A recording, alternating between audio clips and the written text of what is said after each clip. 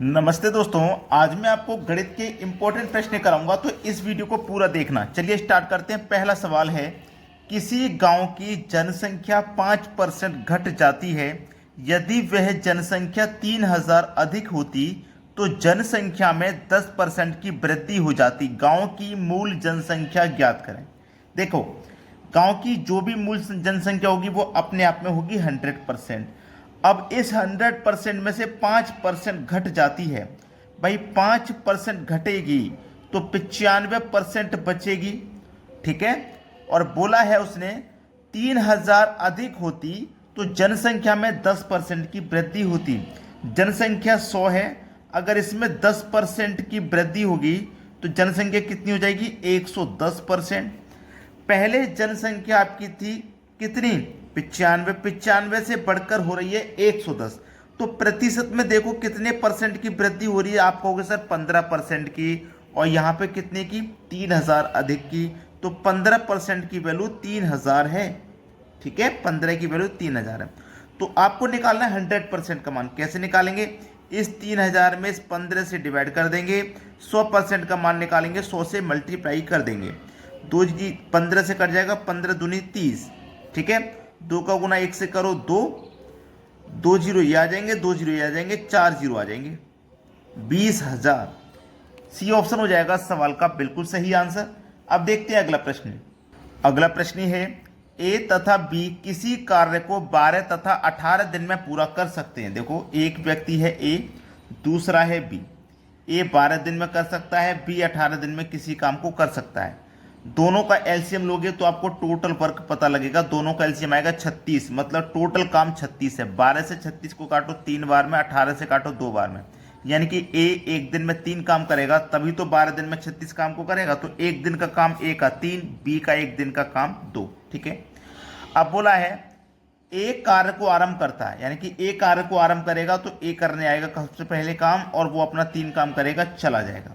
ए कार्य को आरंभ करता है, उसके बाद बारी बारी से काम करते हैं। ए आएगा, 3 काम करेगा, चला जाएगा। दूसरे दिन कौन आएगा? बी। बी अपना 2 काम करेगा, चला जाएगा। यानी कि 2 दिन में काम कितना हुआ भाई? 5। 2 दिन में 5 हुआ है काम। टोटल काम कितना है? 36। 36 में 5 से डिवाइड करो, 5 सत्ते 35। अब देखो, ये मैंने 2 दिन के काम से डिवाइड किया है, तो इसमें 2 से मल्टीप्लाई कर दूंगा, 7 दूने का 14।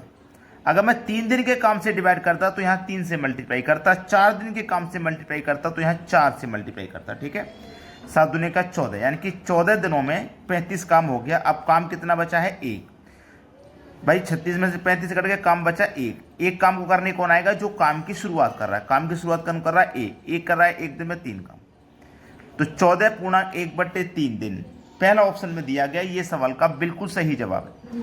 अब देखते हैं अगला प्रश्न। अगला प्रश्न है, यदि किसी संख्या में 21 जोड़ा जाए तो वह अपनी तिगुनी संख्या से 7 कम हो जाती है। देखो, जैसे कि ये 14 है, अगर मैं इस 14 में क्या करूं? 21 जोड़ता हूं तो वह तिगुनी संख्या से 7 कम हो जाती है। तो 14 में अगर मैं 21 जोड़ूंगा तो ये कितना हो जाएगा? ये हो जाएगा भैया 35। तो ये 14 की 3 गुनी संख्या तो है नहीं, तो ये हमारा आंसर तो होगा नहीं। ठीक है, होगा क्या आंसर? ये हमारा आंसर नहीं होगा। ठीक है, चलिए दूसरी संख्या कितनी है? 16। 16 में जोड़ो भैया 21। 16 में जोड़ूंगा 21 तो ये हो जाएगा हमारा 16 में पहले 20 जोड़ो, 26, 36 और 1 37। तो क्या हमारी ये 3 गुनी संख्या से 7 कम है? नहीं है। है क्या? बिल्कुल नहीं है। 18 ले लो, 18 में जोड़ो 21, 18 में जोड़ो 21, तो 18 में जब 21 जोड़ेंगे तो 18 में 21 जोड़ा कितना हो जाएगा? 18 में 28, 38 और 1 39। तो उसने बोला तो वह अपनी 3 गुनी संख्या से 7 कम होनी चाहिए। 7 कम है क्या? बिल्कुल भी नहीं है। 19 को ले लो, 19 में जोड़ो भैया 21। ठीक है, 19 में जब हम 21 जोड़ेंगे कितना हो जाएगा? ये 20 और 20 40। तो 19 का 3 गुना 57 होता है। 57 में 7 कम 50 होना चाहिए, तो ये भी हमारा आंसर नहीं है। ठीक है, अब समझ लीजिए, आप प्रश्न को समझिए। हमारे पास ये जो 14 था, जिसको हमने कहा था ये आंसर नहीं है, हमारे पास 14 था। 14 में हमने 21 जोड़ा, कितना आ गया भैया? 35। तो 14 का 3 गुना कितना होता है? 14 का 3 गुना 14 × 3 14 × 28 42 होता है। उसने बोला 7 कम, तो 42 से 7 कम करोगे तो 35 ही तो आएगा, तो बिल्कुल सही आया है। पहला ही ऑप्शन तो हमारा सही जवाब है। क्लियर है ना सभी को। अब देखते हैं अगला प्रश्न। अगला प्रश्न है, यदि किसी वस्तु को 5% हानि की अपेक्षा 15% लाभ पे बेचा जाता है तो विक्रेता को 400 रुपये अधिक मिलते हैं, वस्तु का क्रय मूल्य कितना है? बहुत अच्छा सवाल, बेहतरीन क्वेश्चन। देखिएगा, आप अच्छे से जानते हैं कि कोई भी चीज़ अपने आप में 100% की होती है।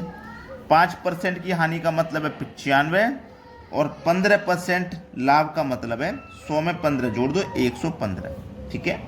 अब देखो, कोई भी चीज़ 95 से बढ़ के 115 हो गई तो कितने परसेंट बढ़ गई भैया? 20%। और रुपए में कितनी बढ़ गई? 400 रुपये अधिक बोल रहे हैं तो 400 बढ़ गई। ठीक है। तो हमें क्या करना है? क्रय मूल्य निकालना है, यानी कि 100% का मान कैसे निकालेंगे?